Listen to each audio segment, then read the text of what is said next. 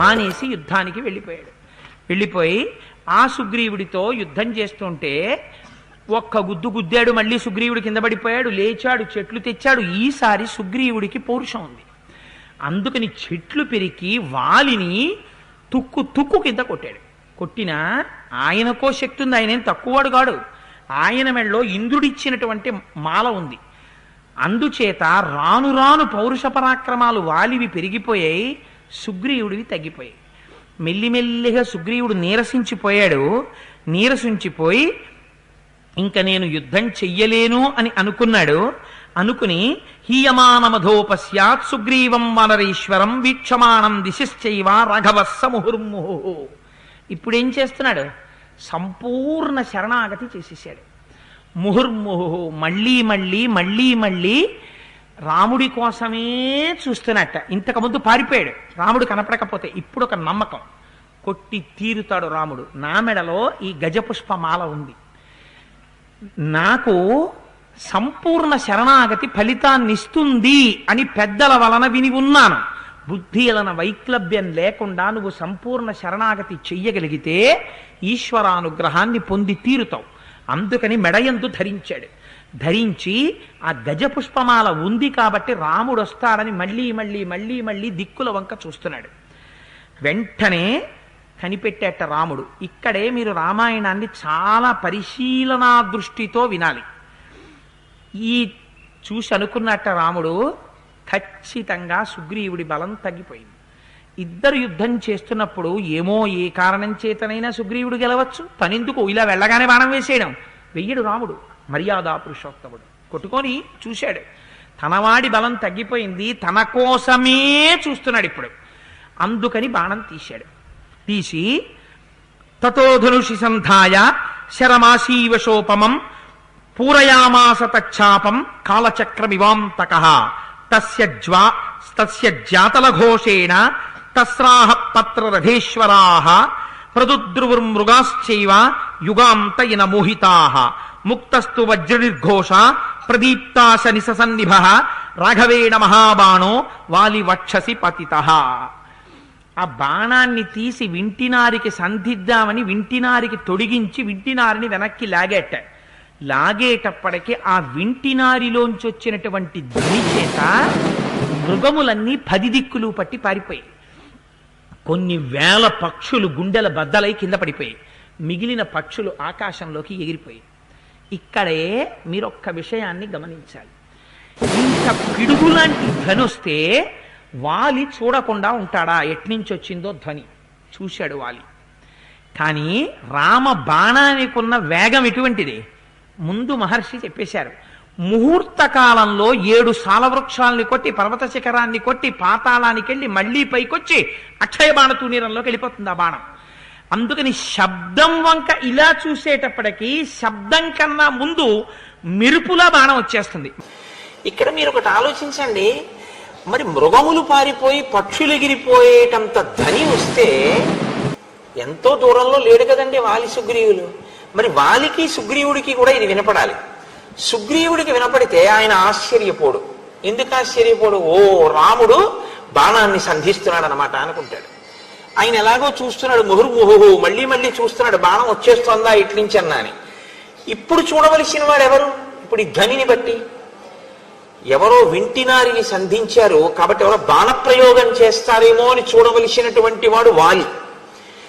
వాలి గురించి మీరు ఒక విషయాన్ని విన్నారు.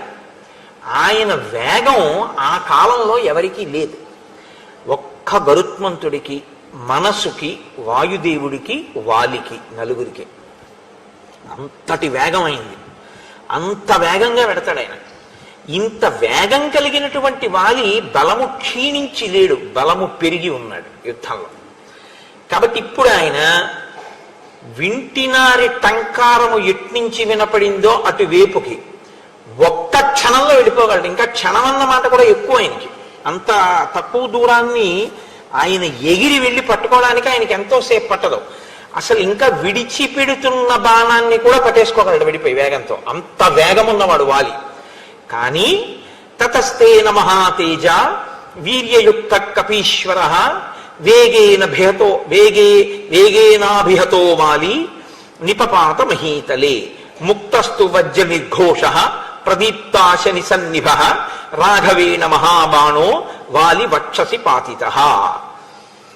అది ఒక పెద్ద మెరుపు వచ్చినట్టుగా ఒక కాంతి వచ్చింది. ఆ కాంతి వచ్చి వజ్రాయుధాన్ని ప్రయోగించినప్పుడు ఇటువంటి ధ్వని వస్తుందో అటువంటి ధ్వనిని చేస్తూ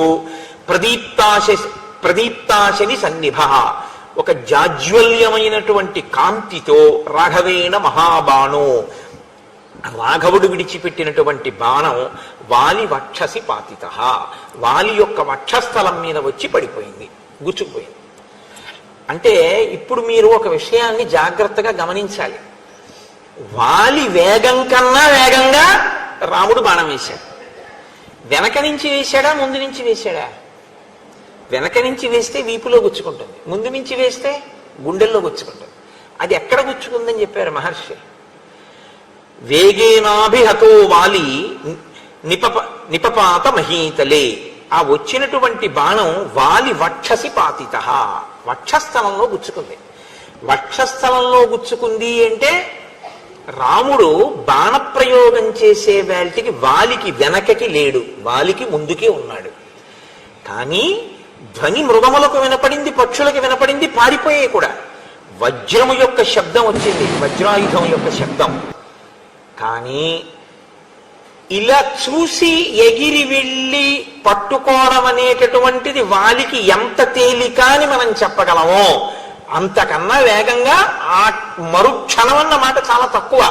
ఈ రెండు వేగాల గురించి చెప్పడానికి భాష ఉండదు, అది మీరు గుర్తించాలి. మీరు భావనతో అనుభవించాలి తప్ప ఇప్పుడు వాలి ఏ వేగంతో పెడతాడు, దాన్ని అతిక్రమించినటువంటి వేగంతో రాముడు ఎంత వేగంతో బాణం వేశాడు చెప్పమంటే భాష సరిపోదా వేగాలకి. ఈ వేగం ఉందా లేదా ఇది సుగ్రీవుడు చూసింది. ఇంత వేగంగా వేయగలడా, లేకపోతే వచ్చి మీద పడిపోతాడు వాలి. కాబట్టి ఇప్పుడు ఆ బాణం వచ్చి పడిపోయింది అంతే. పడడం ఏమిటి, వాలి పడిపోయాడు అంతే. అంటే రామబాణ ప్రయోగం అంటే అలా ఉంటుంది.